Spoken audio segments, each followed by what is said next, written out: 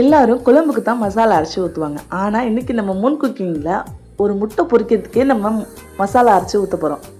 அது என்ன சீக்ரெட்னு கடைசி வரைக்கும் வீடியோவை ஸ்கிப் பண்ணாமல் பாருங்கள். இந்த குழம்பு ரொம்பவே டேஸ்ட்டாக இருக்கும். நீங்களும் ட்ரை பண்ணி பார்த்துட்டு கமெண்ட் பண்ணுங்கள். வாங்க வீடியோக்குள்ளே போகலாம். இப்போ புளிக்குழம்பு செய்யறதுக்கு என்னென்ன பொருட்கள்னு பார்க்கலாம். சின்ன வெங்காயம் எடுத்து 1-2 கட் பண்ணி வச்சுக்கோங்க. தக்காளி 2 எடுத்திருக்கேன். உருளைக்கிழங்கு, முருங்கைக்காய், கத்திரிக்காய், தாளிக்கு கருவேப்பிலை, பச்சை மிளகாய் எடுத்துக்கோங்க. புளியை நான் கழனியில் நல்லா ஊற வச்சுட்டேன். இப்போ முட்டை பொரிக்கிறதுக்கு மசாலா அரைச்சிக்கலாமா. தேங்காய், 5-6 பல் பூண்டு, ஒரு சின்ன துண்டு இஞ்சி, 1 டீஸ்பூன் அளவுக்கு பொட்டுக்கடலை சேர்த்து மிக்சர் ஜாரில் சேர்த்துக்கோங்க. இது கூட நம்ம ஒரு சின்ன ஸ்பூன் அளவுக்கு மிளகு, அதே சின்ன ஸ்பூன் அளவுக்கு ஜீரகம் சேர்த்து இப்போ கொஞ்சம் தண்ணி ஊற்றி நம்ம விழுதாக அரைச்சி எடுத்துக்கலாம். இப்போ விழுதாக அரைச்சி எடுத்ததை ஒரு கிணத்துல ஊற்றி உரமாக வச்சுக்கலாம். இப்போ நம்ம குழம்புக்கும் மசாலா அரைச்சிக்கலாம். குழம்புக்கு வெறும் தேங்காயை மட்டும் அரைச்சி நம்ம ஒரு உரமாக எடுத்து வச்சுக்கலாம்.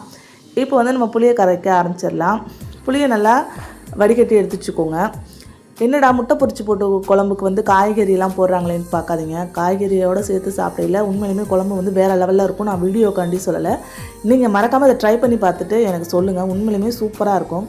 இப்போ நான் புளியை கரைச்சிட்டு அதிலேயே மிளகாய்த்தூள், மல்லித்தூள், உப்பு சேர்த்துருக்கேன். மஞ்சத்தூள் சேர்த்து மிக்ஸ் பண்ணி விட்டுக்கோங்க. நான் நீங்கள் குழம்பு மிளகாய்த்தூள் இருந்தாலும் போட்டுக்கோங்க. நான் தனித்தனியாக தான் அரைச்சி வச்சுப்பேன். இப்போ தாளிப்பு கொடுத்துடலாம். ஒரு வானொலியில் நல்லெண்ணையும் ஆயிலையும் ஊற்றி சீரகம், வெந்தயம், கடுகு போட்டு வெடிக்க விட்டு கருவேப்பிலை, சின்ன வெங்காயம் போட்டு நல்லா வதக்கிக்கோங்க கண்ணாடி பதத்துக்கு. இப்போ கொஞ்சமாக காஷ்மீரி மிளகாய்த்தூள் சேர்த்து நல்லா எண்ணெயிலே வதக்கி விட்டுக்கோங்க. இப்போ 2 தக்காளி பழம், உப்பு, பச்சை மிளகாய் சேர்த்து நல்லா பாருங்கள். தக்காளி நல்லா வந்துருச்சு. இப்போ நம்ம காயெல்லாம் உள்ளே இறக்கிக்கலாம். இப்போ எல்லா காயும் அந்த எண்ணெயிலே நல்லா வதக்கி விட்டுக்கோங்க. எண்ணெயிலே வதங்குறப்ப அதோட சுவையே வேறு லெவலில் இருக்கும். இப்போ கரைச்சி வச்சுருக்க அந்த குழம்பை தூக்கி அதில் ஊற்றி மூடி வச்சுருங்க. அது ஒரு சைடு இருக்கட்டும். இப்போ நம்ம முட்டை பொரிக்கிறதுக்கான ப்ராசஸ் பார்க்கலாம். நல்லா பெரிய வெங்காயமும் சின்ன வெங்காயமும் நல்லா நறுக்கி நல்லா கையால் பசைஞ்சு விட்டுக்கோங்க. இப்போ அதை ஒரு பவுலில் போட்டு கொஞ்சமாக மஞ்சள்தூள், மிளகாய்த்தூள், உப்பு, இப்போ அரைச்ச விழுதை சேர்த்து நல்லா மிக்ஸ் பண்ணி விட்டுக்கோங்க. இன்றைக்கி நான் 4 முட்டை எடுத்திருக்கேன். ஒன்றா 4 முட்டையும் ஊற்றி நல்லா பீட் பண்ணி தனியாக எடுத்து வச்சுக்கோங்க. இந்த குழம்பு உண்மையாகவே சூப்பராக இருக்கும். எல்லோரும் அவிச்சோ இல்லை பொத்து ஊற்றியோ தான் வைப்பாங்க. இது ஒரு டிஃப்ரெண்ட்டாக இருக்கும். நீங்கள் ட்ரை பண்ணி பாருங்கள். இப்போ நல்லா காயெல்லாம் வந்துருச்சு. ஃபைனலாக நம்ம அரைச்ச தேங்காய் விழுதை குழம்புல ஊற்றிக்கலாம். ஊற்றி இது கொதிக்கட்டும் பச்சை வாடை போகிற வரைக்கும். இப்போ நம்ம முட்டையை பொரிச்சு எடுத்துக்கலாம். ஒரு தோசைக்கல்லில் கொஞ்சமாக எண்ணெய் ஊற்றிக்கோங்க.